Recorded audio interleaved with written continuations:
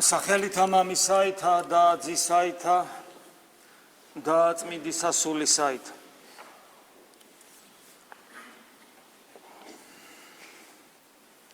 მე შენდობას ვითხოვ იმისათვის, რომ ჩემი სიტყვის დასაწყისში რაღაც ისეთ თემას ისეთი თემით ვიწყებში. ეს ვიტყვი, რომელიც თითქოს ამბიონს არ უხდება და შეიძლება ითქვას ქადაგების თემაც შეიძლება არ იყოს, უფრო ადამიანს შეიძლება მოეჩვენოს პოლიტიკურ თემად, მაგრამ ის რაც ჩვენ სულიერებას ეხება და განსაკუთრებულად ჩვენი შვილების, ჩვენი შვილიშვილების, ჩვენი მომავალი თაობის, ჩვენი სამშობლოს მომავალი თაობის სულიერ ცხოვრებას ეხება, ვერ ჩაითვლება ზედმეტად და ისეთ თემად, რომელიც თქვათ არ შეიძლება წარმოითქვას ამბიონიდან. საქართველო ალბათ რაც არსებობს, მას შემდეგ ომის მდგომარეობაში იმყოფება. მაგრამ იშვიათად რომ საქართველოს ხელები აეწიოს და კაპიტულაციაზე ხელი მოეწეროს თავის დამარცხებაზე. საქართველო ყოველთვის იბრძოდა და იმედია დღესაც იბრძვის, თუმცა არა ყოველთვის ისე, როგორც საჭიროა. აი მაგალითად, როდესაც ჩვენ ტერიტორიებს ვკარგავდით და დავკარგეთ მრავალი ტერიტორია, მე არ მახსენდება არც ერთი შემთხვევა, როდესაც ჩვენ ხელისუფლებას ხელი მოეწეროს იმ აღიარებაზე, რომ კარგი, ხო, კარგი, ეს ტერიტორიები იყოს შენ. ესეთ რამე მე არ მახსენდება. ჩვენ უახლოეს პერიოდში დავკარგეთ აფხაზეთი და სამაჩაბლო და ჩვენ არ აღიარებითი ჩვენება არ მიგვიცია, მოკლედ ვთქვათ, რომ ეს ტერიტორია თქვენია. იმის წინ დაკარგული გვაქვს აფხაზეთის იქით სოჭის ტერიტორია, ისიც საქართველოს შემადგენლობაში იყო. დაკარგული გვაქვს ტაოკლარჯეთი და ჩვენს მიერ აღიარებული ესეც არ არის და მადლობა ღმერთს ამისათვის. ჩვენი ტერიტორიები არის აზერბაიჯანში.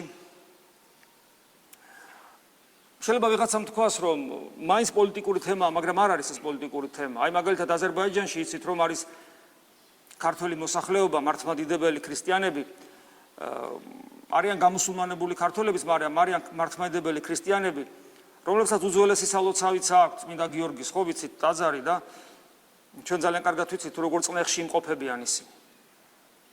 მე ეჭვება, რომ ეს იყოს მხოლოდ პოლიტიკური თემა, როდესაც მართალია აღიარებით არ გვიღიარებია, რომ ეს ტერიტორია ჩვენი არ არის, მაგრამ ის რომ ჩვენ ყურადღებას ვერ ვაქცევთ.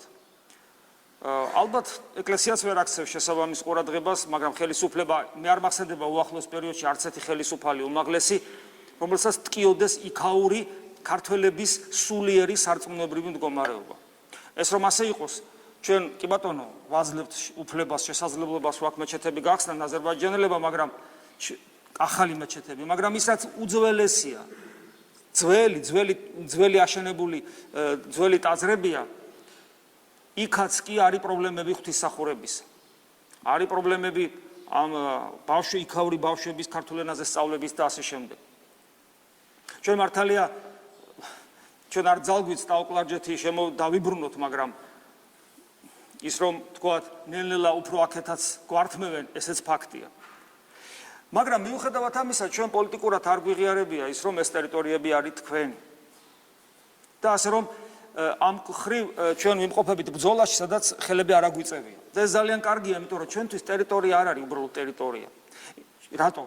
ამ შემთხვევაში რატომ? იმიტომ რომ ყველაერიშვილი ესე ფიქრობს ალბათ სხვა ქვეყნებისაც, მაგრამ ჩვენ შემთხვევაში ტერიტორია და იქ ცხოვრები ხალხი პირდაპირ კავშირშია ქრისტესთან, იმიტომ რომ ჩვენმა წინაპრებმა საუკუნეები და სამუკუნეები გამოიარეს ბრძოლაში, შრომაში, ღვაწლში, ლოცვაში, წრემში, რომ დღემდე ჩვენთვის მოეტანათ სარწმუნოება და ჩვენ რო დღეს ქართულ ენაზე ღმერთს ვადიდებთ, ეს არის მათი დამსახურება.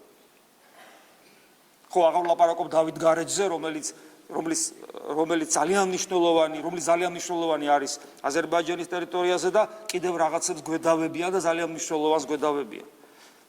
და ჩვენი უსუსურობა ეს უსუსურობა იმდენად პოლიტიკური უსუსურობა არ არის ამ შემთხვევაში. ეს უსუსურობა სულიერი უსუსურობაა, იმიტომ რომ ვერ ხვდებიან მაინდა-მაინც, რა მოხდა ერთი ტაძარი იქით და ასე შემდეგ. ძალიან უნდა ტკიოდეს ეკლესია ჩვენი ტკივილია, ეკლესია ჩვენი ბედნიერების, სიხარულის წყაროა და ასევე ტკივილია. ყველაფერია ჩვენთვის ეკლესია, იმიტომ რომ ეკლესია არის ის, რაც ჩვენ ქრისტეს შემოსილად გვხდის. ჩვენ როცა მოვინათლეთ, ჩვენ გავლობდით, რაოდენთა ქრისტეს მიერ ნათელ გვიღებიეს, ქრისტეს შეგვიმოსიეს, ქრისტეს შემოსილობა მხოლოდ ეკლესიის წიაღშია შესაძლებელი, იმიტომ რომ მხოლოდ ეკლესიის წიაღშია შესაძლებელი გახდები რა ქრისტეს ადამიანური ძეგმერთის ადამიანური ბუნების გაგრძელება მოცული იქნა თითოეული ჩვენთაგანი ძეგმერთის პიროვნების მიერ. ეს არის სწორედ ეკლესია და ამას ნიშნავს ქრისტეს დიახ, ჩვენ შემოსილნი ვართ ღმერთით. მაგრამ ეს მხოლოდ ეკლესიაში, იმიტომ რომ ეკლესიაში ვხვდებით ჩვენ ქრისტეს მისტიური სხეულის გაგრძელება. უბრალოდ ქრისტეს მისტიური სხეული, ანუ გაგრძელება ქრისტეს ადამიანური ბუნების. მაგრამ ბრძოლა მარტო ფიზიკური არ არის და აი ამგვარი. რა თქმა უნდა, ბრძოლა არის პოლიტიკურის და ასე შემდეგ, მაგრამ ბრძოლა არის ზნეობრივიც. და ბრძოლა არის, რადგან ზნეობრივი, აქედან გამომდინარე ბრძოლა შესაბამისად არის აუცილებლად სულიერი. იმიტომ რომ უზნეო ადამიანს ღმერთი არ უნდა. და აქ საუბარი არ არის იმ უზნეობას, რომელიც ხშირად გვითქვავს, როცა ადამიანი თქვა მარცხდება ხორცთან ბრძოლაში და გვახსენდება უფლის სიტყვები მეზვერენი და მეძავნი წინა გიძღოდიან სასუფეველში. ანუ ამ შემთხვევაში და სახარებაში პრინციპში ვერ ვნახავთ, რომ უფალი კვეთრად ხისტად ესაუბრებოდეს ხორციელ ცოდვაში ჩავარდნილ ადამიანს. უფალი ხისტად ყოველთვის ესაუბრება ფარისევლებს. ანუ ადამიანებს, რომლებიც შეგნებულად, მიზანმიმართულად უარყოფენ ღმერთს. თუმცა გარეგნულად ისინი შეიძლება რელიგიური ცხოვრებითაც კი ცხოვრობდნენ. და სწორედ ფარისევლებს და მწიგნობრებს ეუნება განათლებულებს, რომ მეძავნი და მეზვერენი წინა გიძღოდიან თქვენ სასუფეველში. და ჩვენ ვიცით ფსალმური სიტყვები, რომ თქვა უგუნურმა გულსაშინა თვის არ არისო ღმერთი. აი ამ უგუნურებაში იგულისხმება ის უგუნურობა, რომელიც უზნეობიდან გამომდინარე. თუმცა უზნეობიდან გამომდინარე ამ შემთხვევაში ეს ფარისევლური სული შეიძლება ხორციელ უზნეობასთან კავშირშიც იყოს, რა თქმა უნდა, ოღონდ იმ შემთხვევაში, როდესაც აი რომელ მეძავზე და რომელ მეზვერეზე, მეზვერე სამშობლოს მოღალატედ ჩავთვალოთ. და მეძავი რაც არის კი ვიცით. რა ტიპის მეძავზე და რა ტიპის მეზვერეზე საუბრობს უფალი. იმ ტიპის მეძავზე და მეზვერეზე, ანუ იმ ტიპის ხორციელად მცოდველზე, რომელიც ნანობს, რომელმაც უწყის, რომ ეს ცოდვა ღალატის სამშობლოსი. ხორციელი ცოდვები არის ცოდვა. ხოლო ის ადამიანი, რომელიც ცოდავს ხორციელად, ღალატობს სამშობლოს, თავის ხალხს და ასე შემდეგ, თვლის რომ ეს არის ნორმა. მაშინ ამ შემთხვევაში ის ფარისევლობის რანგში ადის. ცოდვასთან დაკავშირებით. და როდესაც ჩვენთან არის ბრძოლა არა მარტო პოლიტიკური, არამედ აი ეს ტერიტორიები, ომი და შემდეგ, არამედ ზნეობრივი. ეს ზნეობრივი ბრძოლა სწორედ ფარისევლობის რანგში აწეულია და ეს ბრძოლა არის ძალიან სასტიკი. და საშიში. საშიში არა მარტო იმიტომ, რომ ფიზიკურ სიკვდილზე საშიში ზნეობრივი სიკვდილია, ეს ერთი მხარეა. საშიში იმიტომ, რომ აი ამ მეორე ტიპის ბრძოლაში არსებობს საშიშროება ჩვენი ხელისუფლების კაპიტულაციისა, როცა ისინი მათ შეიძლება ხელი მოაწერონ ჩვენს დამარცხებას ზნეობრივ ბრძოლაში. ბრძოლა პირდაპირ შეიძლება ითქვას გამოცხადებულია. თქვენ იცით, შენდობას ვთქვი კიდევ ერთხელ, აი ასე რომ დავიწყე, რაღაც თითქოს პოლიტიკური ელფერი აქვს, მაგრამ ჩვენთვის ეს პოლიტიკური ნამდვილად არ არის. აი შენდობას ვითხოვ მეთქი მაინც ყოველ შემთხვევაში, იმიტომ რომ ფორმით ის რაღაც პოლიტიკურს გავს. ჩვენ ვიცით ამ ბოლო პერიოდში რა მოხდა ამერიკის შეერთებულ შტატებში. როგორც პატრიარქმა ბრძანამ დიდი შეცდომა დაუშვეს.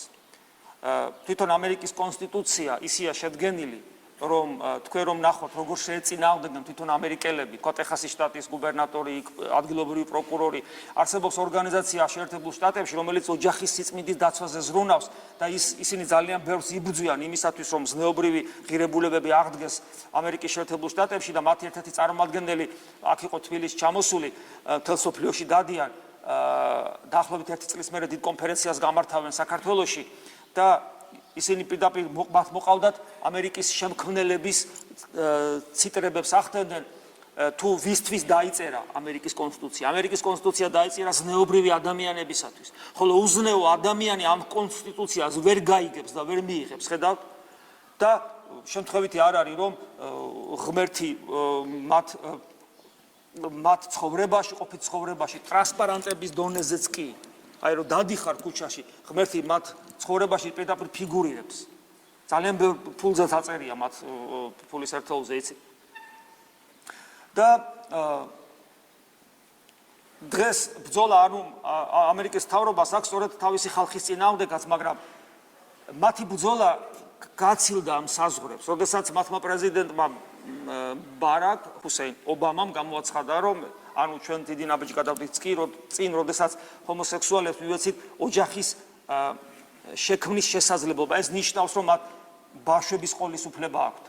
ეს უამრავ სიმახინჯეს იწვევს. ეს ყველა ფსიქოლოგმა ძალიან კარგად იცის და სასულიერო პირებს ამის გამოცდილება აქვს, თუ როგორ შეიძლება ბავშვი გახადო ჰომოსექსუალი, ნებისმიერი ბავშვი. ისინი კი ამბობენ, რომ შეუძლებელი არ არის, ეს შესაძლებელია. დასრული ადამიანი შეიძლება გახადო. და როდესაც მათ საკუთარ ხალხზე იძალადეს, ეს ერთი მხარეა, სავალდებულო რო გახადოს. მაგრამ მათმა სახელმწიფო მდივანმა პირდაპირ განაცხადა, რომ ჩვენ ვეცდებით, რომ ყველა ქვეყანაში დამკვიდრდეს ეს ღირებულება. ანუ ეს არის დაახლოებით მე მახსენდება კომუნისტებს ქონათ პირველ წლებში, გასაბჭოების პირველ წლებში, ისინი ამბობდნენ, რომ ჩვენ უნდა სოფლიოში პროლეტარიატმა უნდა გაიმარჯვოს არა მარტო რუსეთში, სადაც უკვე გაიმარჯვა, არამედ მთელ სოფლიოში. კომუნიზმმა უნდა გაიმარჯვოს მთელ სოფლიოში. ეს იყო აგრესიული ლოზუნგი, რომელიც მთელ სოფლიოს აშინებდა. და როგორც რუსეთში გაიმარჯვა და საქართველოში სისხლით, ისე უნდა გაიმარჯვა ყველგან. დაახლოებით იგივე რამეს აკეთებდნენ. მათმა მდივანმა, ესე იგი სახელმწიფო მდივანმა ჯონ კერიმ განაცხადა, რომ სოფლიოს ყველა ქვეყანაში უნდა გავრცელდეს ეს ღირებულება. და აი ერთ-ერთი მათი უმაღლესი ოფიციალური პირი ჯო ბაიდენი ესეთ რამეს ამბობს. ის შეხვდა დიდი ბრიტანეთის, შვედეთის, დანიის და ისლანდიის ელჩებს და ესეთ რამეს ამბობს. მე არ მაინტერესებს თქვენი კულტურა. და ამის შემდეგ მან დაამატა, რომ სწორედ სექსუალური უმცირესობების უფლებათა დაცვა არის ცივილიზირებული ქვეყნების დამახასიათებელი ნიშანი და ის უნდა იდგეს ეროვნულ კულტურასა და სოციალურ ტრადიციებზე მაღლა. ის აგრძელებს, გეებისა და ლესბოსელების მომხრეები წარმოადგენენ საზოგადოებრივი ცხოვრების ძირითად ნაკადს. მათი მოწინააღმდეგეები კი მარგინალები არიან. ჩვენ ვართ მარგინალები. გძნობთ ანტიქრისტეს ოხშივარს. აი როგორც ურჩხულას რომ აქვს ოხშივარი, ცეცხლოვანი და მყრალი, გოგირდისუნისა. ეს არის სწორედ ანტიქრისტეს ოხშივარი. ანუ ვინც ამას ეწინააღმდეგება, ისინი მარგინალები არიან. ხოლო ასეთი ადამიანები, ვინც ამ გეებისა და ლესბოსელების მომხრეების ნაკადს წარმოადგენენ, მათ მიმართავს თქვენ უმრავლესობა ხართ, უკვე უმრავლესობა გახდათ.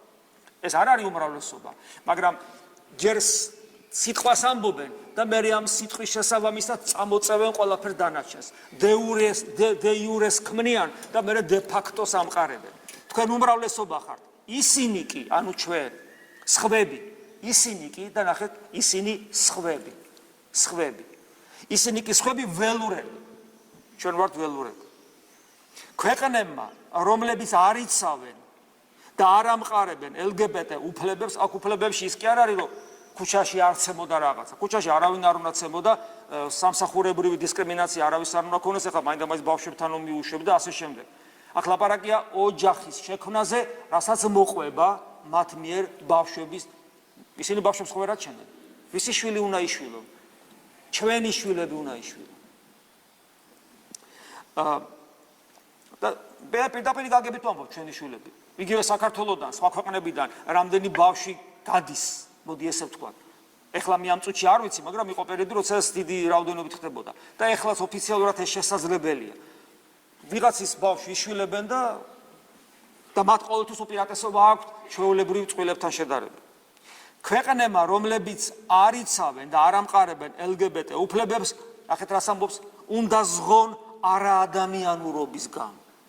ეს არის ფარული მუქარა თითოეულ ჩვენ ყველა ქვეყანაზე თითოეულ ჩვენთაგანზე და ეს არის ფაქტურად გამოცხადებული ომი და კიდევ ვიმეორებ ეს ომი საშიში იმიტომ არის იმ ომებთან შედარებით სადაც ჩვენ ტერიტორიებს კარგავთ რომ იქ ჩვენ არავითარ შემთხვევაში ხელს არ მოვაწერთ რომ კი ბატონო ეს ტერიტორიები თქვენიაო და ჩვენ ბოლომდე ვიბრძოლებთ ხოლო ამ შემთხვევაში ჩვენ შეიძლება ღმერთმა დაგვიფაროს დღეს დღევანდელი ხელისუფლება თითქოს ყარად დგას მაგრამ ვინ იცის ჩვენ შეიძლება ხელი მოვაწეროთ რომ კი ბატონო ეგრეაო და ეს არის ზნეობრივი დამარცხება რომელიც სულისათვის უაღრესად მომაყვლინებელი იქნება ჩვენთვის არა გასაგებია მაგრამ იმათთვის ვინც არის ეკლესიის გარეთ და ასევე მომავალი თაობებისათვის ეხლა ამის შემდეგ კითხვა ჩდება რომ კი მაგრამ რა ხდება ქვეყანაზე გინდა სოფლიოში და მოდი სოფლიოს თავად დავანებოთ ჩვენთან რა ხდება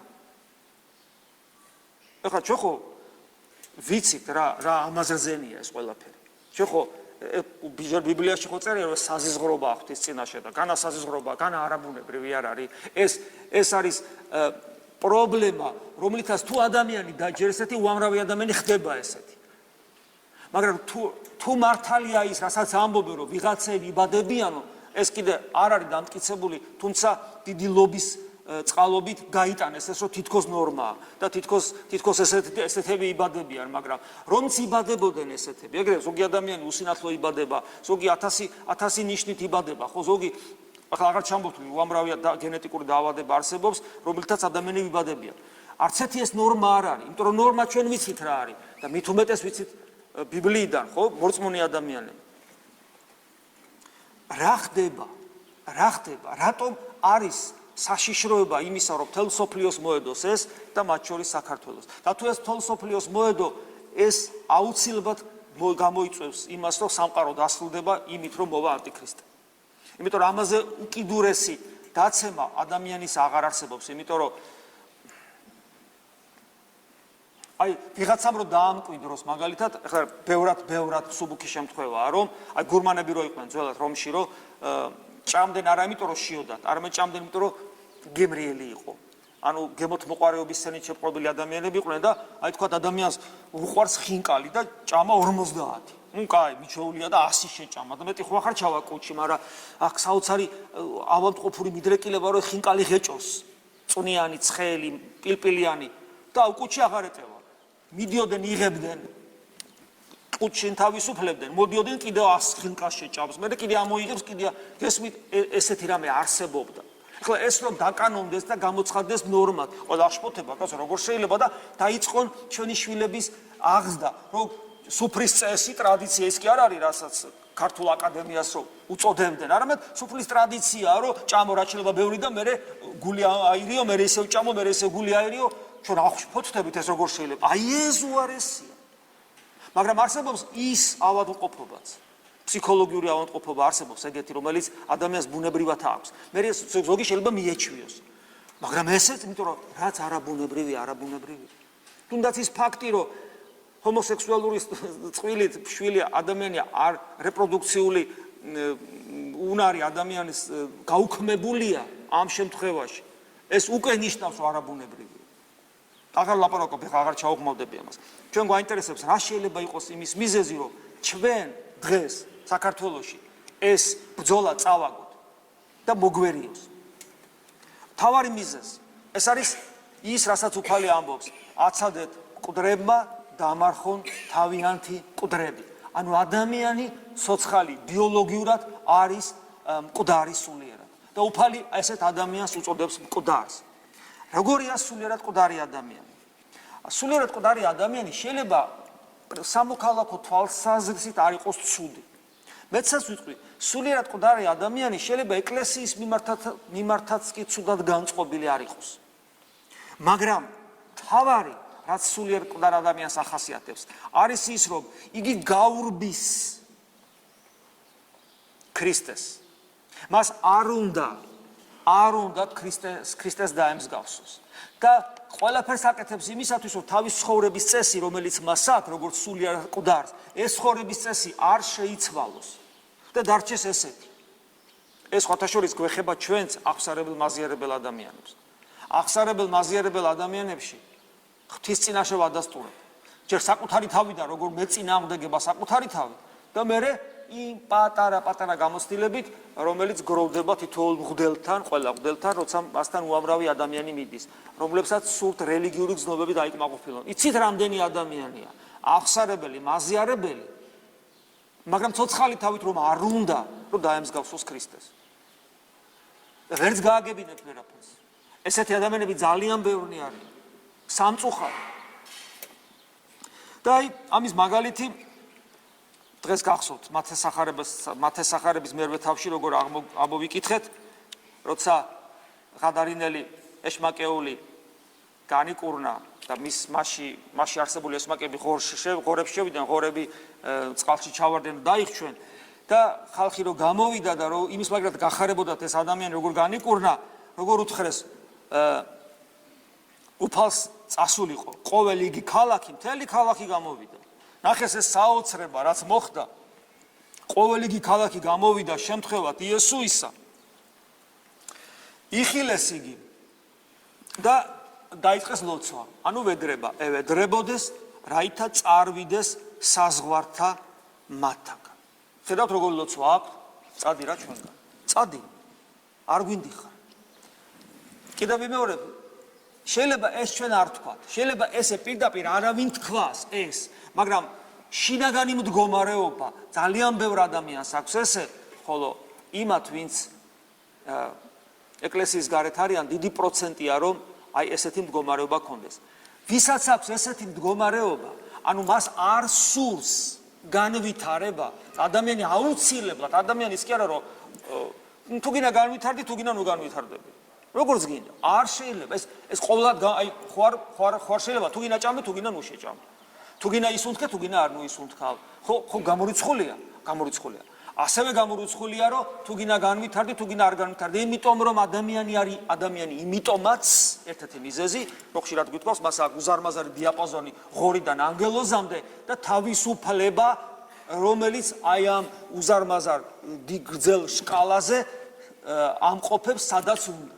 ამიტომ ადამიანს შეუძლია რა იყოს ღორით და ანგელოზი და შუაში ნებისმიერი რამ მას ევალება და იცით რომ ანგელოზი უფრო იქით. ანგელოზი კიდე რა არის ღმერთს უნდა დაემსგავსოს, მას ევალება რომ განვითარდეს ანგელოზის იქითაც მარადისობაში გახდეს ვითარცა ღმერთი. ამიტომ ეს არის პირდაპირ დავალება და თუ ადამიანი ამაზე უარს ამბობს, მით უმეტეს რელიგიური ადამიანი, ის ძალიან სერიოზულად ცოდავს ღვთის წინაშე. ანუ სულიერად მკვდარი ადამიანი, რომელიც უარს ამბობს განვითარებაზე. ეკლესიაში სულიერად მკვდარი ადამიანი, რომელიც უარს ამბობს ქრისტეს დაემსგავსოს. ქრისტეს დამსგავსებაზე უარს ამბობს ის ადამიანი, რომელიც ამისათვის ყოველ წამს, ყოველდღიურად არ ზრუნავს. რატომ? იმიტომ რომ ხვალ შეიძლება მოვკვდეთ. და რო გარდავიცვლებით, თუ ჩვენ არ დგავართ აი ამ გზაზე, ქრისტეს მსგავსების გზაზე დგომა, რასაც ქვია, ჩვენ შეიძლება ქრისტესთან ვერ მივიდეთ, იმიტომ რომ მას ვერ ვიცნობთ. ქრისტეს უნდა იცნობდე, რომ ქრისტესთან დამკვიდრდე. ეს ძალიან მნიშვნელოვანია. ესე იგი პირველი მიზეზი, რის გამო ჩვენ შეიძლება პრობლემა შეგვექმნას და ეს ყველაფერი მივიღოთ ეს საშინელება, რასაც თქვათ ნორმაში ქვია, ნორმად წარმოჩინება ქვია ამ ადამიანური ტკივილისა და ზოგ შემთხვევაში უბედურებისა, ეს არის ამის მიზეზი არის სულიერი სიკვდილი. ოღონდ შენ შეგეხებია. ოღონდ შენ კარგად იყავ. ოღონდ შენ პრობლემა ნუ გექნება. ოღონდ შენ ცხოვრების წესს არაფერი შეეხო, შენთვის ჭამა, შენთვის სვა და შენთვის ხანდახან გულიც მოიქავო, როცა ტატაზე შემოხვა და რაც გინათ ის მომხდარა, სულ ერთი. კიდევ ერთი, რის გამოც ადამიანი ვერ ხვდება და ანტიქრისტეს სულს, აი ამ სულს, რაღაცაზე წეღავს საუბრობდით, აი ეს ძლიერად შეიძლება მიიღოს ეს სული, ეს არის როცა უმრავლესობა ველურს დაგიძახებს, მარგინალს დაგიძახებს და მართლაც უმრავლესობა გახდებიან თავის დროზე ისინი, ვინც არასწორად ფიქრობენ, მე შენ სიტყვი რომ არ ქონიათ ეგეთ შემთხვევა, როცა მოხვედრით ხალთ ისეთ ადგილას, სამსახურში, წვეულებაზე, სუფრაზე, სადღაც სანათესაოში, სადაც უმრავლესობა უღმერთო ცხოვრობს. და არ ქონიათ შემთხვევა, რომ თქვენი ქრისტიანობის შეგწხვენიათ. რამდენს ქონია ესეთი რაღაცა. წარმოგიდგენია, როცა მთელი სამყარო გახდება უღმერთო და შენ შეგხედავენ როგორც საზიზღარ არსებას. მარგინალს, ველურს, არაადამიანურს, დაქცინებენ, შეურაცხყოფენ. და როგორ გინა გაუძლოი. ამ ხელა ცოცხალი რწმენა გჭირდება. მეორე მიზეზი ეს არის დიდების მოყვარეობა, რის გამოც ადამიანი ვერ ხედავს რეალობას და რაც თავარია ამ რეალობაში გულისხმობ ის რაც არის ადამიანი და რა თქმა უნდა ღმერთს. ეს მეორე არის დიდების მოყვარეობა. ადამიანი იმდენად არის დაკავებული საკუთარი თავით, იმდენად ძვირფასია მისთვის საკუთარი დიდების მოყვარეობა, პატივმოყვარეობა, გარედან ტაშის ყრა, რომ სხვა არაფერი აღარ ახსოვს. და ასეთ დროს ადამიანს დიდებ მოყვარებ ადამიანს ყველაზე მთავარი საზომი, კრიტერიუმი სხვა ყველაფრის შეფასებისა აქვს საკუთარი სიმართლე. ოღონდ საკუთარი სიმართლე ისეთი უცნაური რამეა, რომ ქრისტეს მოგაკვლეინებს. ისე როგორც მოაკვლეინა ქრისტე პილატეს, მღვდელმთავრებს, წიგნობრებს, ფარისევლებს, იმ უბრალო ხალხს, რომელიც შემდეგ ჯიხს იცემდნენ გულში ესავქენითო, მაგრამ მანამდე ქრისტე მოაკვლეინა ჯარისკაცებს. საკუთარმა სიმართლემ მოაკვლეინა მათ ქრისტე. საკუთარი სიმართლის აყოლა ქრისტეს მოგვაკვლეინებს. აი რომელთა მიმართ ეპისტოლეში მე-10 თავში ვკითხულობთ, დღეს ამოვიკითხეთ. უმეცარი იყვნენ იგინი სიმართლისა მისგან ღვთისა. ღვთის სიმართლეს არ იცნობდნენ და თვისამას სიმართლეს ეძიებდნენ დამტკიცება. რადგან ღვთის სიმართლე არ იცის, ადამიანი საკუთარ სიმართლეს ამტკიცებს და სიმართლესა ღვთისასა არა დაემორჩილეს. ღვთის სიმართლე კიდე თეორიულად არ გაიგება. აი, ხო შეიძლება თქვა, რომ ხო, კაი, მივხვდი. მოდი ახლა ღვთის სიმართლეს ავიკითხავ, მომე წიგნი წავიკითხო ღვთის სიმართლე რა არის და მე ეს არის ღვთის სიმართლე. ყოველ სიტუაციაში რაღაც წიგნს წავიკითხავ, ეს არის ღვთის სიმართლე და კი ბატონო, დავემორჩილებ იმას და ჩემს სიმართლეს უარყოფ. არ გამოდის ესე. იმიტომ რომ ღვთის სიმართლე ცოცხალი არსებაა. უფალი ამბობს, მე ვარ ჭეშმარიტად. გესმით? ანუ ვერ წაიკითხავ, უნდა იცნობდე. აი პრობლემა ისევ აქ არის. ქრისტეს თუ არ იცნობ, ყოველთვის დომინირებს საკუთარი სიმართლე, რომელიც არ დაემორჩილება ღმერთის სიმართლეს. უნდა იცნობდე ღმერთს, ღვთაებრივ სიმართლეს და ეს არის თავად ღმერთი და მას უნდა იცნობდე როგორც ცოცხალ არსებას. სხვანაირად არ გამოვა. ამიტომ შეიძლება გეგონოს, რომ გამოსულია, მაგრამ ექსტრემალურ შემთხვევაში აღმოჩნდება, რომ უცებ შენი სიმართლით მოქმედებ, სპონტანურად. იმიტომ რომ მას არ იცნობ. ეს რას ნიშნავს, იცი? ექსტრემალური შემთხვევა ის არის, რომ ეს სოფლის სული შეხებაში მოვიდა შენთან და გაზანზარებს. და აქეთ უნდა დაუპირისპირდეს სხვა რეალობა, დიადი რეალობა, ღმერთი. მაგრამ ეს მაშინ როცა მას იცნობ და როცა მას არ იცნობ, როცა აქეთ ფიზიკური ამსოფლიური რეალობა შეგეხება და ხოლო როცა აქეთ მხოლოდ თეორია და რეალურად არაფერი არ გეხება, იმიტომ რომ არ იცნობ, იმ წამსვე წაგებული ხარ. და ჩვენ ვიცით, როგორ ღალატობდნენ და ღალატობენ დღესაც ადამიანები და ჩვენს გვიღალატია პერიოდულად ქრისტესათვის, როცა ამსოფლიური რეალობა შეგვეხება. სხვათა შორის აი ნებისმიერი წუწუნი, ახლა მე არ მინდა ძალიან დაგამძიმოთ, მაგრამ პატარა ნებისმიერი წუწუნი, როცა ადამიანი ამასოფლის პრობლემების გამო, აი ჩვენ როცა ამასოფლის პრობლემ წუწუნს უსვისს, ეს რაღაც აღარ იცით აქნა და გეშინია და შფოთი, ნერვიულობა წუწუნ. იცოდეთ იმ მომენტს ჩვენ ღმერთს ვღალატობთ. როგორ შეიძლება ქრისტიანმა, რომელიც ჯვარს ატარებს, იწუწუნოს? როგორ შეიძლება? მაგრამ ჩვენ გვემართება ეს.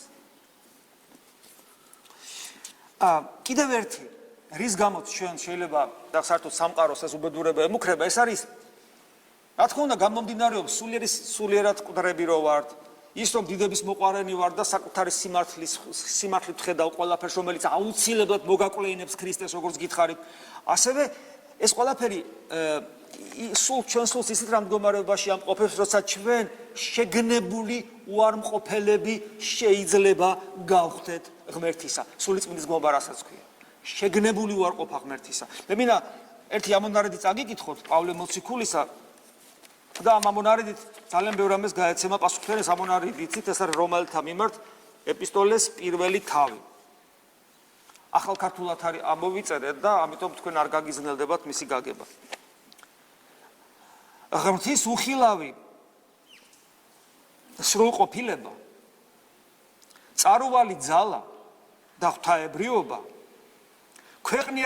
ქვეყნიერების დასაბამიდან მისავე ქმნილებებში ცნაურდება და ხილული ხდება. ანუ ღმერთი ხო არ ჩანს, მაგრამ ქმნილებებში ის ჩანს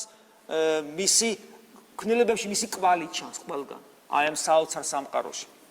და ამიტომ სცნაურდება და ხილული ხდება ამ კვალში. ასე რომ არა აქვთ პატიება, ვინც ამბობს რომ ღმერთი არ არის. რა კი შეიცნეს ღმერთი, მაგრამ არ ადიდეს როგორც ღმერთი.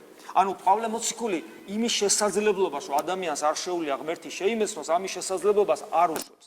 პავლე მოციქული ამბობს, რომ შეუძლებელია ამ სამყაროს რომ შეხედავ, ვერ მიხვდე რომ ღმერთი არის. რა თქმა უნდა, ეს არ არის ღმერთთან კავშირი. ეს ინტელექტუალური აღმოჩენაა, მაგრამ ეგეც პირველი ნაბიჯი ხომ არის, ამიტომ ამბობს, რომ არა აქვსო პატიება. რატო? რა კი შეიცნეს, კიდევ არ უშვებს შესაძლებლობას, რომ ადამიანმა თქვას, რომ მე არ შემიცნე. შეიცან, იმიტომ რომ შეუძლებელიაო პავლე მოციქული. აქ ინტელექტუალურ შემეცნებაზეა. რა კი შეიცნეს ღმერთი, მაგრამ არ ადიდეს, ანუ შეიცნეს, მაგრამ უკვე შესაბამისი ცხოვრება არ დაიწყეს. შეიცნეს ღმერთი, მაგრამ არ ადიდეს როგორც ღმერთი.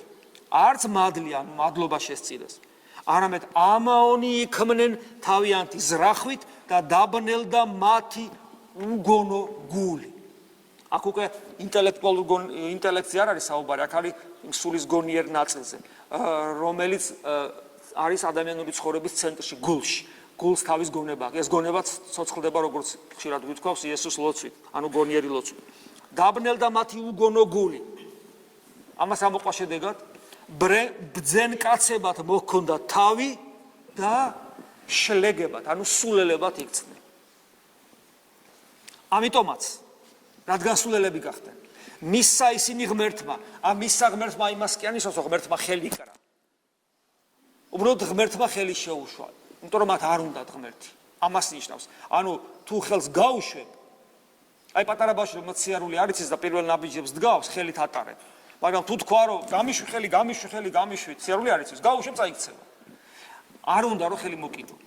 ამიტომ მისცა ისინი ღმერთმა მათივე გულის თქმათა უწმინდურებას. რათა შეებილწათ და ნახეთ რა მოყვა ამას, შეებილწათ თავიანთი სხეული. რატო სხეული? ეშმაკი რატო ზრუნავს, რომ სხეული წაიბილწოს ჩვენი მრუშობით, სიძვით და აი ამ ჰომოსექსუალიზმით, სიმთვრალით, ნარკომანიით და ასე შემდეგ. იმიტომ რომ თუ სხეული წაბილწულია, მასში არინებებს ყოფობა სულიწმინდა. არ გახდება სხეული ტაძარი ღვთისა. და თუ სხეული არ გახდა ტაძარი ღვთისა, შენი სული იღუპება იქ.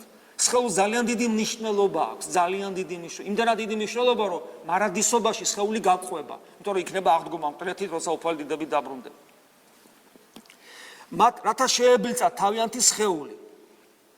ანუ ესეთი გულისხმები ქონათ. სიცრუეზე გაცვალეს ღვთის ჭეშმარიტება.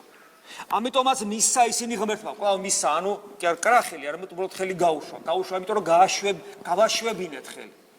იმიტომ რომ ღმერთი არ არის მოძალადე. გამიშვი გიშვებს, იმიტომ რომ არ ძალადობს.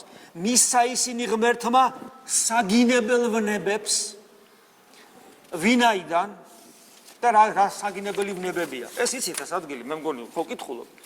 ვინაიდან რა საგინებელი ვნებებია? ვინაიდან მათმა ქალებმაც იგი ბუნებრივი წესი არაბუნებრივი შეცვალეს, ლესპოზელობაზე აქვს საუბარი. ასევე კაცებმაც მიატოვეს ქალებთან ბუნებრივი ცხოვრების წესი და გულის თქმით, უკაცრავად, მაგრამ პავლე მოციქული ამბობს, გულის თქმით გახურებულნები აღერივნენ ერთმანეთს. მამაკაცი მამაკაცთან სჩადიოდა სასირცხოს და მიიღეს თავიანთი ცდუნების საკადრისი საზღაური. ზნეობრივი ნორმების დარღვევა, ზნეობრივი კანონების უგულებელსყოფა გაცილებით საშიშია, ვიდრე ფიზიკური კანონების უგულებელსყოფა. როცა ფიზიკურ კანონებს უგულებელსყოფ, ღმერთი კი არ გსჯის, შენ სჯის საკუთარ თავს. როცა შენ მერვე სართულიდან ფეხით გადმოხვალ ფანჯრიდან, შენ სჯის საკუთარ თავს. როდესაც შენ ზნეობრივ კანონს არღვევ, შენ სჯის საკუთარ თავს. და ამიტომ იღებ შესაბამის საზღაურს. ამნაირ საქმეთა ჩამდენი სიკვდილის ღირსნი არიან. მაგრამ ნახეთ რას ამბობს მერე? არა თუმცა თვითონ სჩადიან, არამედ ჩამდენთაც თანაუგრძნობენ. ანუ ადამიანები, რომლებიც თანაუგრძნობენ ამ საქმეების ჩამდენს და ეუბნებიან, სწორედ ესე უნდა მოიქცე, ეს არის ნორმა. და იმას კი არა, რომ ცდილობენ, რომ გამოაფხიზლოთ, როგორც ნარკომანს ვაფხიზლეთ, კვლელს ვაფხიზლებ, მრუში უნდა გამოვაფხიზლოთ, რომელიც მეუღლეს ღალატობს, ასე შემდეგ ესეც უნდა გამოვაფხიზლოთ. ქურდი უნდა გამოვაფხიზლოთ, ესეც უნდა გამოვაფხიზლოთ. კი არ ვაფხიზლებთ, ვეუნებთ, ქურდს ვეუნებით, ნარკომანს ვეუნებით, მეუღლის მოღალატეს ვეუნებით და ასე შემდეგ ვეუნებით, რომ ეს კარგია, ეგრე უნდა მოიქცია, აბა როგორ, აბა რანაირად. აი ზუსტად იგივეა ეს. და რადგან თანაუგრძნობ, ესეთებიო სიკვდილის ღირსნი არიანო. ეს არის პავლე მოციქულის რომელთა მიმართ ეპისტოლე პირველი თავი.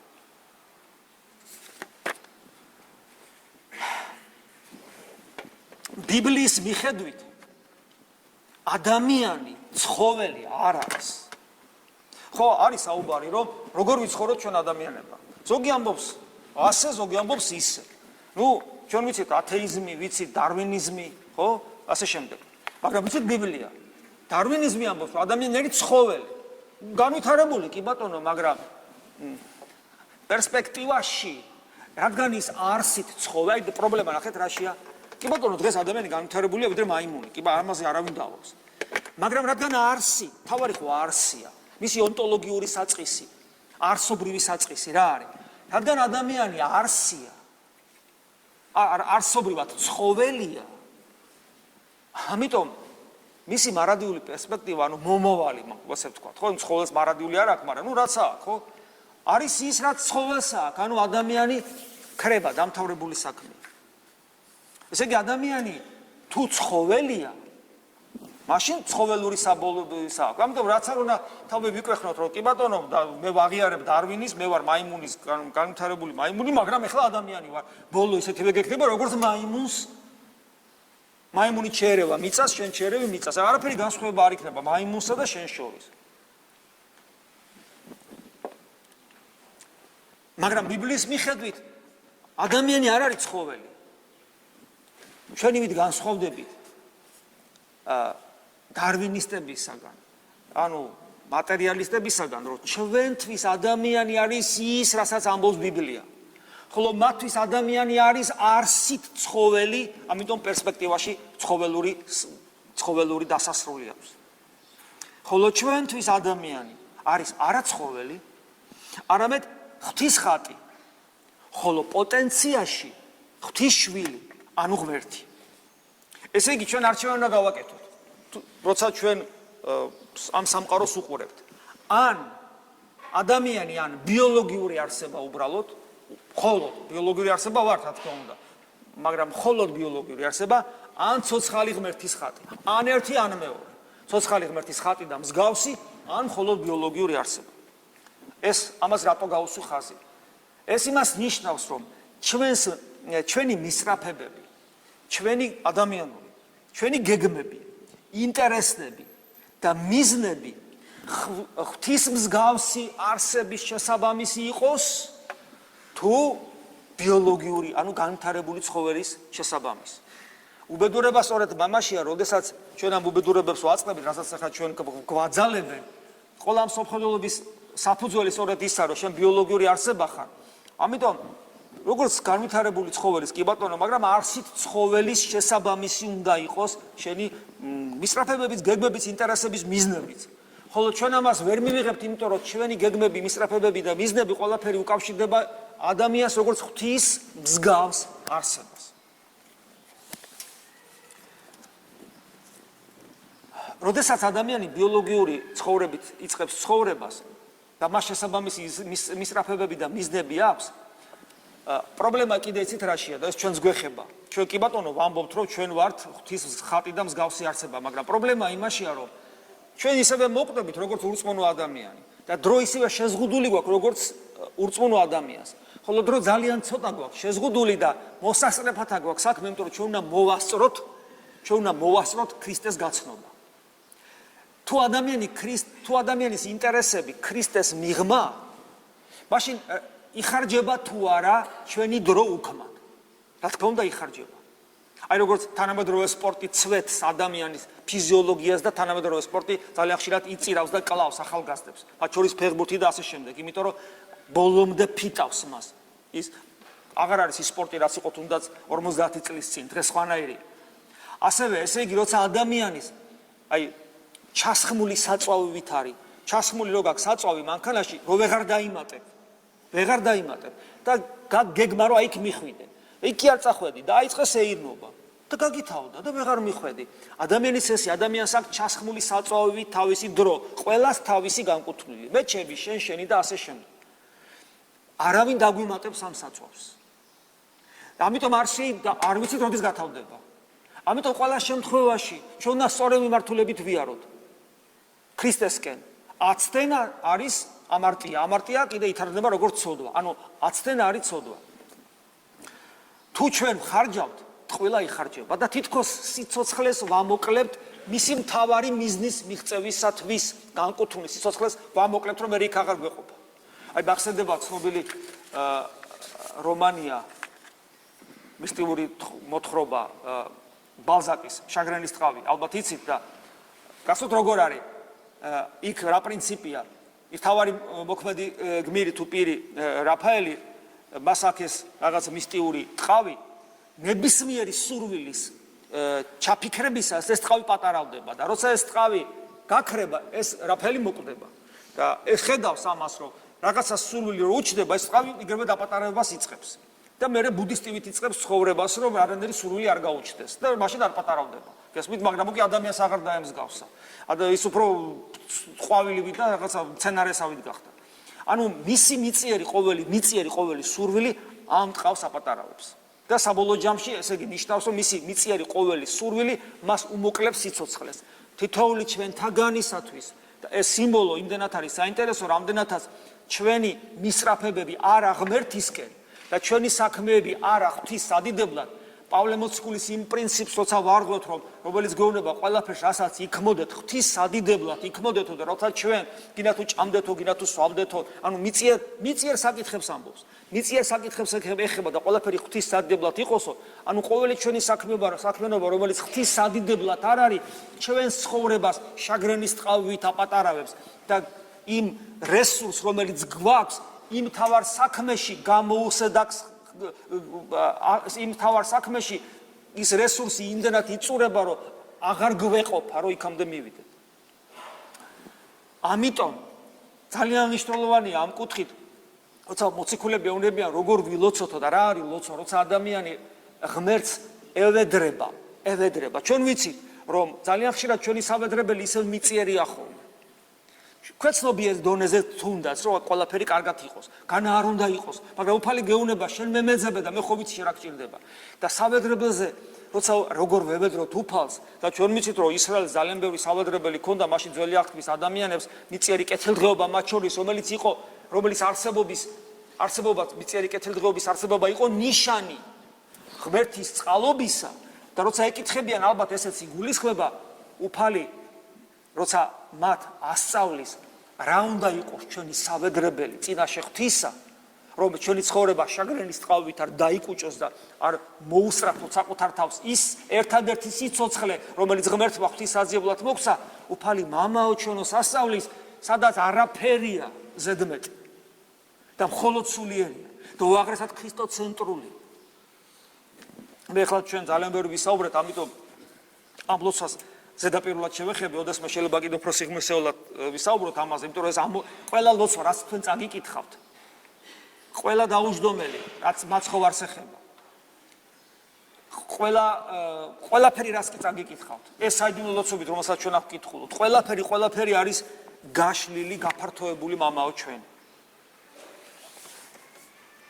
აი ნახეთ, რა უფალმა ეს არის გეგმა, მამაო ჩვენო არის გეგმა ჩვენი ცხოვრებისა და რა უნდა იყოს ჩვენი მიზანი, ჩვენი საკეთებელი, ისკენ უნდა ვისწრაფოთ და რა უნდა გვინდოდეს, რომ ჩვენ ცხოვრებაში ეს აღსრულდეს და განხორციელდეს. ნახეთ როგორ იწყება მამაო ჩვენო. მამაო ჩვენო ცით რას ნიშნავს? ღმერთს ანუ აი ეს galaktikების აი ამ საოცარი სამყაროს გესმით როგორ არსებასთან გვაქვს საქმე ხო ღმერთის სახით ეს ჯერ ადამიანი მატერიალურ სამყაროს შეგაზანზარებს იმხელაა და ამ ყოველივე შემოქმედა და მას მამას უწოდებს შენ მამას ხშირად ვიორებ არა როგორც ქმნილება როგორც აიმე თევზი ან რაღაც არამედ მამა ამ სიტყვის და შვილი ამ სიტყვის განსაკუთრებული გაგებით როგორ თითქმის როგორც ნამდვილი შვილი არა ბუნებითად მაგრამ მადლით როცა შენ მას მამაოს უწოდებ ღმერთს ეს ნიშნავს რომ შენ ქრისტეს ძმა ხარ ქრისტეს ერთგული მოწაფე ხარ ქრისტეს მიმდევარი ხარ და თანამემკვიდრე ხარ ქრისტესი. გესმით, მამას ვერ უწოდებ ღმერთს ამ ლოცვას ჩვენს მამაო ჩვენო რომელი ხარ? ვაი, ესე არ არის. ხოლოდ მაშინ ხარ შვილი, როცა შენ ქრისტეს უერთგულესი, იოანე მოციქულივით უერთგულესი ძმა, მოწაფე, მიმდევარი ხარ, სიკვდილამდე ერთგული, თანამემკვიდრე. და თუ შენ ქრისტესი არ ახარ, ვერ გაკადნიერდები და ვერ უწოდებ მას მამას. იმიტომ რომ მისი ძე ნამდვილი არის ბუნებითად არის ქრისტე. შენ იმდენად იქნები მამის შვილი, რამდენადაც იქნები ქრისტეს უერთგულესი ძმა. ხო ხვდები? ამიტომ ეს ძალიან და ასევე რა თქმა უნდა ქრისტეს ძმა და მის თანამემკვიდრე მოწაფე ვერ იქნები თუ სულიწმინდამ არ გასწავლა ეს ყოველივე. ანუ სულიწმინდასთან ურთიერთობა თუ არ გექნა, თუ არ დააგროვე ის მადლი ღვთაებრივი, რომელსაც სულიწმინდა ღმერთი განიჭებს შენი სურვილის შესაბამისად. შენი სურვილის შესაბამისად. შენი ღვაწლის შესაბამისად. რომელი ხარ? ეს სიტყვები ხშირად მithქვია, რომელი ხარ, ვამბობთ ამას ისე, მაგრამ აბა, რომელი ხარ, ისეთ რას ნიშნავს? აი, არა თეორიულად, არა იდეოლოგიურად, არამედ შენი გულით დარწმუნებული რო ხარ. იმიტომ რომ იცნობ, პავლე მოციქული ამბობს, მე ვიცი ის, ვინც ვირწმუნე. ანუ რომელი ხარ ეს სიტყვები, აი ესე მტკიცებულებით ფორმაში, იცი როგორ არის, აი წყალი რო არ გაუვა. ზოგადად კი არა, შენთვის, როცა შენ ამას ამბობ, შენ ეჭვის ნასახი აღარ არის შენ სარწმუნოებაში. ამას მიღწევა ხომ უნდა? ცათაშინა. ცათაშინა რას ნიშნავს? არა იმას, რომ ღმერთი ყველგან არ არის, ცაშია აქ არ არის. შენ თავს ახსენებ, კი მე აქ ვდგავარ, მაგრამ მას ველაპარაკები იქ. იქ ეხა პირობითად, იმიტომ რომ იქ დედამიწის მეორე მხარეს იქ თუ დადგები, ხო გესმით? ცანი ამ შემთხვევაში არის არა რაღაც გეომეტრიული რაღაც მიმართულება სამყაროში, არამედ სხვა რეალობა. ამით შენ თავს ახსენებ, რომ შენ ზეცის მოქალაქე ხარ, არ დაგავიწყდეს. წმინდა იყავს სახელი შენი. ეს საოცარი სიტყვებია, ღმერთი წმინდაა. წმინდა იყავს სახელი შენი, აბა რას ნიშნავს? შენთვის. იმიტომ რომ ჩვენთვის თუ ღმერთი არ არის აბსოლუტურად უნიკალურ მდგომარეობაში ყველაფერს სხვასთან. ანუ ღმერთი პირველი სხვა მეორე არა, ღმერთი ერთადერთი და სხვა იმდენად, რამდენადაც ღმერთთან არის, ანუ შენი არსება მთლიანად მოცულია ღმერთი და შენთვის მხოლოდ ის არის ერთადერთი და სხვა არაფერი, მხოლოდ ამ შემთხვევაში იქნება ის წმინდა. ამიტომ ეს ნიშნავს შენ კიდევ ერთხელ ახსენებ საკუთარ თავს თუ რა ცხოვრები თუ ნაცხოვრებდე, რომ ღმერთი იყოს ყველაფერი შენთვის. მათ შორის ბედნიერების, სიხარულის, სიცოცხლის წყარო ვერ წარმოედგენ ერთ წამსაც კი მის გარეშე. მოვედინ სუფევა შენი. აი ჩვენი საქმე. ის კი არა რომ რაღაც ხვალე მე რაღაც თანამდებობაზე და ჩემი მთავარი სათხოვარი. მოდი უფალო. მოდი შენი მადლით, შენი ენერგიით, შენი ყველა მოდი ჩემთან, მოდი ჩემთან, ჩვენთან მოდი. გარდა იმისა, იქ მამაო ჩვენო იყო ეს რას ნიშნავს ხო ხვდები? აი ეს კაცი არ მიყვარდა მე. მაგრამ მამაო ჩვენოს ვამბობ, ძმა ყოფილა შენი. კი ბატონო, შენ შეიძლება არ მოგწონს, მაგრამ შენი ძმა არის. რადგან მამაო ჩვენო, ის იმის მამაც არის. ამიტომ ამ შემთხვევაში მოვედი სუფევა შენი ეს საოცარი განწყობაა და სათხოვარი ადამიანისა, რომელსაც ერთი სული აქვს, რომ ღვთის სამეფოს წევრი გახდეს და ეს დამკვიდრდეს მის გულში პირველ რიგში, იმიტომ რომ ჩვენ გულში ვიცით რა არსებები არიან გაბატონებულები. იყავ ნება შენი, ეს საოცარი სიტყვები. ეს ყველაფერი მხოლოდ მაშინ განხორციელდება, მათ შორის ღმერთი წმინდა შენთვის მაშინ იქნება, როდესაც ჩვენ ხო ვიცით ამას კი ვამბობთ, იყავ ნება შენი, მაგრამ ჩვენ ხო ვიცით, ჩვენ ლოცვებში სულსაც იყავ ნება ჩემი რა, მე რაც მინდა უფალო გეხვეწები, მე რაც მინდა. ამას არ ვამბობთ, მაგრამ ეს იგულისხმება ყველაფერში. იყავ ნება შენი, მანიცის. მეც ვიცი ადამიანს, შენ არ იცი. მარც მე არ ვიცი. ჩვენ იცით როგორ ვიცით, 3 წლის ბავშვი რო იმას ბასრდანას რო ითხოვს, აჭინჭყდება, მომეცი ან რაღაც სანთებელას რო ითხოვს. იმან იცის რომ ეს უნდა, მაგრამ შენ იცი არ შეიძლება. არ შეიძლება. ჩვენ არ ვიცი, მან იცის. ჩვენ ის არ ვიცით, ხვალე რა იქნება, აბსაღამოს რა იქნება, ის არ ვიცი. ვითარცა და იყავ ნება შენი, ნახეთ, ვითარცა ცათაშინა ეგრეცა ქვეყანასაზე და ანუ უპირობო, აბსოლუტური გამარჯვება ღვთაებრივი ნებისა. ისე კი არა, სანახ ბოლომდე, იმიტომ რომ ცათაშინა ანგელოზნი, პრობლემის გალობენ წმინდა არს, უფალი საბოლოოდ აი ამ დონეზე. როგორც ჩემი დაიკარგება, არ დაიკარგება. იმიტომ რომ ჩემი ნება და ღვთის ნება თუ აბსოლუტურ უნისონში მოვიდა, ეს იქნება ბოლომდე რეალიზება ჩემი თავისუფლებისა. აი მაგალითად ადამიანის თავისუფლება არის ესეთი რამე. ადამიანი არის ქალი არის ფეხმძიმედ. ფეხმძიმედ არის თქვა მე 4 შვილზე. მას აქვს თავისუფლება, უნდა გააჩენს, უნდა მოკლავს შვილს. თავისუფალი ხომ არის? უნდა გააჩენს, უნდა მოკლავს. თავისუფალია. და ადამიანი ტრაბახო, მე თავისუფალი ვარ, რასაც მინდა ჩემს სხეულს, ჯერსეთი შენი სხეული არ არის შენი შვილი, მაგრამ დააღუშვათ, რასაც მინდა იმას ვიზრ. მე კითხვას ვსვავ, რომელია თავისუფლების რეალიზება, რომ მოკლავს თუ რო გააჩენს? ადამიანს აქვს თავისუფლება, მაგრამ რეალიზდება თავისუფლება როგორც საღვთო ღირებულება მაშინ, როცა ადამიანი სიკეთეს ირჩევს. თუ ადამიანი ბოროტებას ირჩევს, თავისუფლება არ რეალიზდება. ეს ძალიან მნიშვნელოვანია გვახსოვდეს. ამიტომ, როცა ვამბობთ, რომ ჩვენი ნება უნისონშია სრულ ღვთაებრივ ნებასთან, მაშინ და მე შემიძლია უარი ვთქვა, მაგრამ ამით ვკლავ მე საკუთარ თავს, იმიტომ რომ ჩვენი ბუნება რეალიზდება მაშინ, როდესაც მე ღმერთთან ვარ და როცა მე ვამბობ იყავ ნება შენი აბსოლუტურ ხარისხში, როგორც სათაშინა, ეს ნიშნავს, რომ ჩემი თავისუფლება არის ბოლომდე რეალიზებული. მე იმიტომ მომეცა თავისუფლება, მე რო ვთქვა ეს იყავ ნება შენი და ჩემს ბუნებას სრული განვითარების შესაძლებლობა მივცე. ეს არის იყავნება შენი არის თავისუფლების მოკლე ჰიმნი, შეიძლება ასე ითქვას. იყავნება შენი, ვითარცა სათაშინა. პური ჩვენი არსობისა მომეთ ჩვენ დღეს. რა თქმა უნდა, ზოგი წმინდა მამა ამბობს, რომ აქ მიწიერიც იგულისხმება, თუმცა იქვე ამბობს, რომ დღეს მომეცივა, ეს არ არის ფუფუნება, ეს არ არის გეგმები ხვალინდელ დღეზე, რომ ზრუნვა უпроსორეთ. გეგმა შეიძლება დასახო, რომ აბა და ნერვიულობა და მიზანი და მთელი ენერგია ჩაქსოვილი, რომ არა. აი დღეს რომ კარგად იყო და ასე შემდეგ. მაგრამ თავარი ამ სიტყვებში არის ისევ ქრისტოცენტრულობა. პური, რომელიც ჩვენ გვეძლება მარადიული სიცოცხლისათვის, არის ქრისტე. მე ვარ პური, რომელიც გარდამოვხეთ ზეცი. გესმით? პური ცხოველი, ცოცხალი პური, სიცოცხლის მომნიჭებელი პური. ამიტომ პური ჩვენი არსობისა ვედრებით უფალს, რომ არ მოგვაკლოს ქრისტესთან ერთობა და მის მიერ მამასთან ერთობა. ეს არის ჩვენი სავედრებელი. მომიტევე ჩვენ თანანადებნი ჩვენ. ნახეთ, ადამიანი როგორც არაბიოლოგიური, უბრალოდ არამედ როგორც ღვთის ხატი და მსგავსი არსება, თავის თავს ავლენს როგორც ზნეობრივი არსება. ხო ამბობენ, რომ ზნეობა არის, სხვადასხვა სამყაროში იცვლება, სხვადასხვა ეპოქაში ზნეობა იცვლება, ზნეობის მზადმი ნიველი ესეთი დამოკიდებულება, ფარდობითი დამოკიდებულება, დღეს ზნეობა ესეთია, ხვალ შეიძლება ისეთი იყოს, ეს ადამიანის თქვა საზოგადოების განვითარების რაღაც პროდუქტია. კი ბატონო, იფიქრონ ესე, მაგრამ ჩვენ სხვა რამეს გვეუბნება მაცხოვარი. თანანადებნი, უზნეობა ადამიანს როგორც ვალი ისე აწვება. იმისათვის რომ ყველაფერი განხორციელდეს, ზნეობრივი ადამიანი უნდა იყოს. ამიტომ მე ვედრები, რასაც მე ვაშევებ, ყველა ვალად მედება, თანანადები ვალია და ჩემი ვალები მაპატია უფალი. და აი ამ დროს საოცარ ძალაუფლებას გაძლევს ღმერთი, რითაც შენ შეგიძლია ღმერთი ყოვლის შემძლე არსება დაიმორჩილო. ამ შემთხვევაში ნახეთ რა თავდაბალია ღმერთი.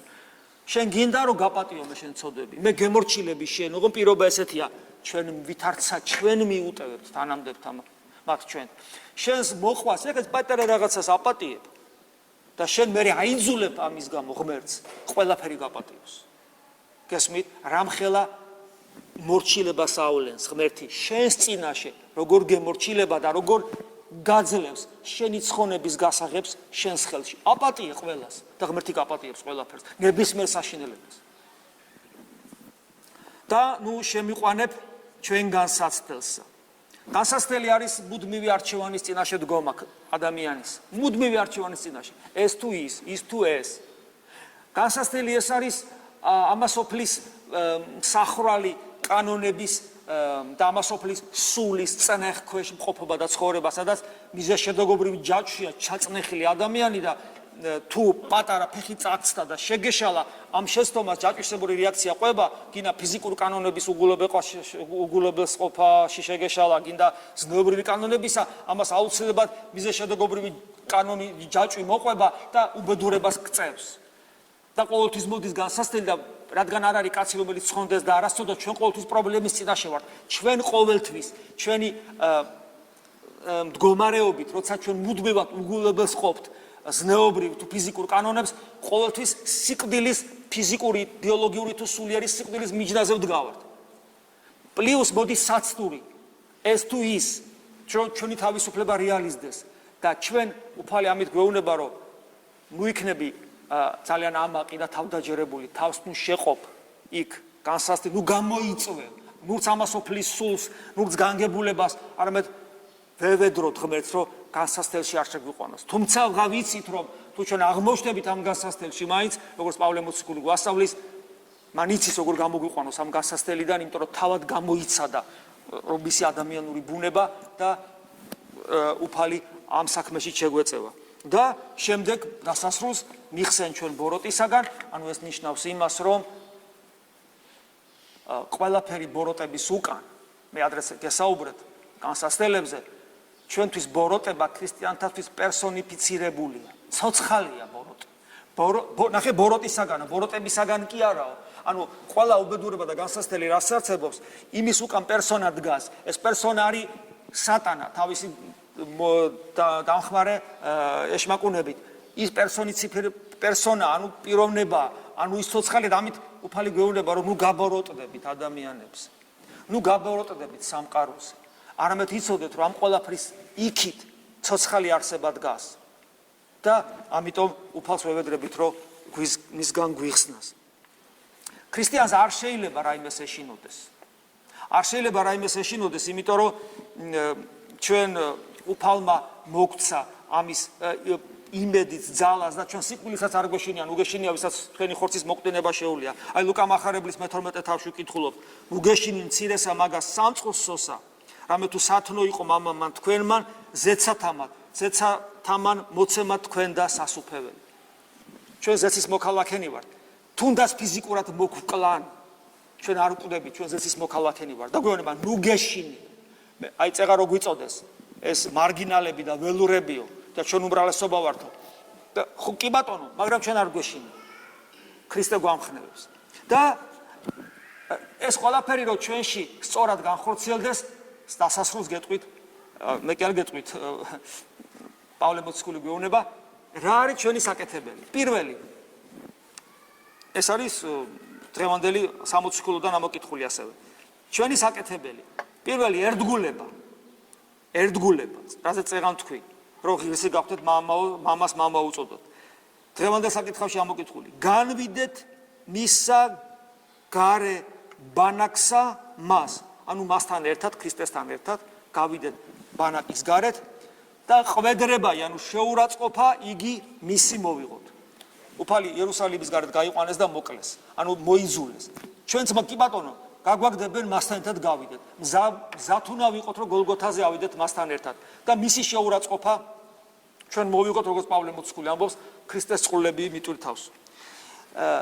ასევე შეიძლება ითქვას, ჩვენ საკეთებელში ერთგვარი სტრატეგია არსებობს. სტრატეგია ესეთია. ასევე აგზელოს ებრაელთა მიმართ ეპისტოლეში ეს მე-13 თავია, ეს ამონარიდები პავლე მოციქული. რა არის სტრატეგია? რამე თუ არა გვაქვს ჩვენ აქ საყოფელად ქალაქი, არამედ მერმესამას ვეძიებთ. ანუ მთელი ჩვენი არსება გამსჭვალულია იმით, რომ ჩვენ მარადისობაში ვიყურებით. ჩვენ აქ მდგმურები ვართ. ეს არასოდეს უნდა დაგვავიწყდეს. ადამიანს, როცა ეს ავიწყდება, ბედნიერებას ძიებას იწყებს სიამეთ მოყარეობაში, დიდების მოყარეობაში და მომხოჭელობაში. ყველაფერი ეს ამ სოფელშია და ავიწყდება, რომ აქ მდგმურია და ცოტა ხანში აქედან წავა. და ამიტომ ეს სტრატეგია ეს არის. არა გვაქვს ჩვენ აქ საყოფელად ქალაქი, არამედ მერმესამას ვეძიებთ. და ერთგვარი ჩვენ საკეთებელში არის ერთგვარი ტაქტიკაც. ეს ტაქტიკა ამაში მდგომარეობს.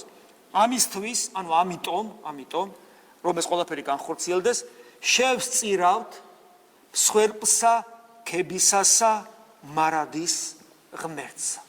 ანუ ხას უსვავს. ყველაზე უმაღლესი სახეობა ლოცვის. ამ შემთხვევაში არ გულისხმობ გონიერ ლოცვას, არამედ გულისხმობ ლოცვის დეფინიციას, გრადაციას აზრობრივად. არა არსობრივად, არის სიტყვიერი, გონიერი და გულისმიერი, არამედ აზრობრივად. აზრობრივად, ესე იგი, აზრობრივი გრადაცია ლოცვისა. და ყველაზე უმაღლესი ამ კუთხით, ამ სახით, ამ გრადაციით უმაღლესი სახეობა ლოცვისა ეს არის ქება. ანუ ქება რა არის? არაფერს ევედრები, არაფერს თხოვ, მადლობას კი უკვე თითქოს უკანა პლანზეა, გიხარია რომ არის ღმერთი და მას აქებ დაადიდებ. ამიტომაც ანუ ამ ყველაფრის საფუძველი არისო, შევწირავთ მარადის მსხვერპლსა, ქებისასა ღმერთსა. და რა არისო ეს ქების მსხვერპლი? ესე იგი არის ნაყოფსა ბაგეთა და ახსარებას, ანუ გულიდან უკვე სახელსა მისისასა. ანუ ეს ნაყოფი ბაგეებისა და ახსარება სახელისა მისისა, ეს არის სწორედ ის ლოცვითი მდგომარეობა, რომელიც მუდმივად უნდა უანგარო, ესე იგი ქების და სადიდებელი მსხვერპლი, რომელიც არის აბსოლუტურად უანგარო და მხოლოდ ადამიანის უანგარო, ღვთისადმი უანგარო სიყვარულიდან არის გამომდინარე, მაგრამ ადამიანი ამ მდგომარეობაში რო იყოს, მან ძალიან ბევრი რამე უნდა გააკეთოს სულიერ ცხოვრებაში. და ეს ყოველივე საბოლოო ჯამში თითოეულ ჩვენთაგანს ჩვენი მაგალითით ამის ვალდებულება ხო გვაქვს ჩვენ, რომ სხვას მაგალითი მივცეთ. ყველა ის ადამიანი, რომელიც ჩვენ დაგვინახავს, და რაც მეტი დაგვინახავს, მით მეტად გამრავლდებიან ქრისტიანები ჩვენ სამშობლოში და მაშინ ასეთ მდგომარეობაში მყოფი საქართველო აღარ დამარცხდება. აი უბედურებასთან ბრძოლაში და თუნდაც ამისათვის ფიზიკურად შეეწიროს. მას ვერავინ გატეხავს, ვერ ჩვენ შვილებს ვერავინ გატეხავს. ანუ ვერავინ წაგვართმევს ყველაზე ძვირფას, მარადილ სიცოცხლეს იესო ქრისტესთან ერთად. ამინ. მადლი უფლისა ჩვენისა იესო ქრისტესი და სიყვარული ღმრთისა და მამისა და ზიარება სულისა წმინდისა იყოს თქვენ ყოველთა თანა. ამინ.